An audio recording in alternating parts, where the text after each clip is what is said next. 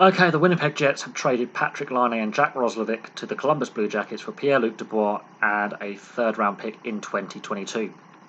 Really interesting trade. We knew Dubois had had in a trade request. We knew the relationship between Dubois and the Blue Jackets had broken down. He made his intentions clear when he signed his contract extension that he wanted a trade. We know Tortorella obviously fronted the press, confirming the rumours that Dubois wanted out and wanted it resolved as quickly as possible so the team could move on, which meant that Kekalainen had to make some phone calls to the other 30 teams in the league. Of course, a lot of teams are in cap hell. There's not a lot of cap room. For about 20 out of the 31 teams have no cap space or limited cap space. So phone calls were obviously made. As the day wore on yesterday, the Jets became the front runner to get Dubois. It was what they had to give up, and then it was obviously rumoured and now confirmed it is Laine and Roslovic. Roslovic, there was a contract dispute.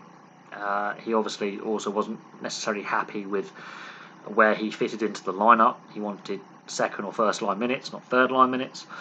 And Patrick Laine, he's been on the trade block for a year and a half. He's been a divisive character, while he's ultimately a very talented player and a great goal scorer.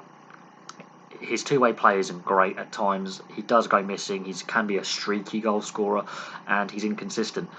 And both Paul Maurice and John Tortorella are coaches that expect two-way play and team ethic is part of their coaching mantra. Tortorella is known to be a very, very prickly character as well, very abrasive character. Dubois and Tortorella clearly didn't have the best working relationship. Paul Maurice seems a little bit more level-headed in his way of dealing with players, and it's about fitting players into the lineup. Losing Roslovic and losing Laine, I think, to Columbus, I think Columbus win the trade in that respect because they get known quantities.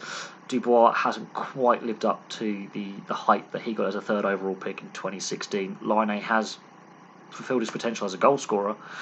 However, he has also not quite lived up to the hype that he got as second overall pick in the same year in 2016.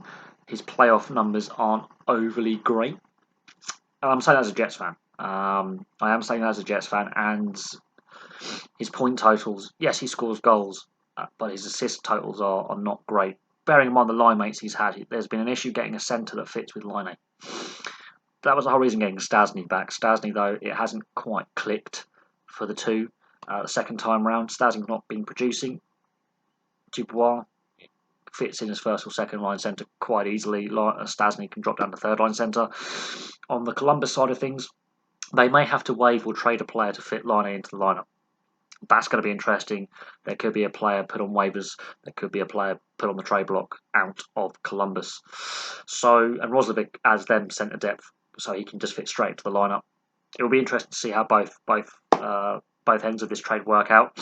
On a paper standpoint of how points produced and goals scored and assists, I think Columbus win this trade on what the players have done previously.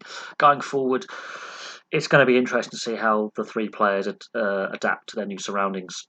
Columbus, Jack Roslovic is a Columbus native, so he already has a connection with the city. Patrick Laine has a connection with Kekalainen because they're both Finnish and they know each other from pre-NHL days, and Dubois is a Canadian, so he's basically going home as well to a certain extent, and his dad is a coach on the Manitoba Moose, which is the AHL affiliate of the Winnipeg Jets, so there is a connection there, which means settling in shouldn't be too much of a problem for these guys. It's about getting up to speed with the systems in place and being able to play. Because of quarantine rules, Dubois will not be able to play for 2 weeks.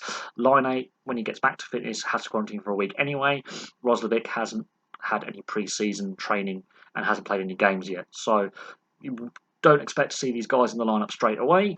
Wait a couple of weeks, and then as they start playing, we'll see how the points production and goals production comes in and how they are fitting into their respective lineups and the amount of ice time the three players get. That draft pick is going to be interesting. That could be used in a later trade, and we'll have to see when it comes to next year's draft who the Jets draft if they keep that draft pick. But for now, thank you very much for watching. Place your thoughts below. Some of these three players have been quite divisive over their contract disputes and their issues with the respective teams.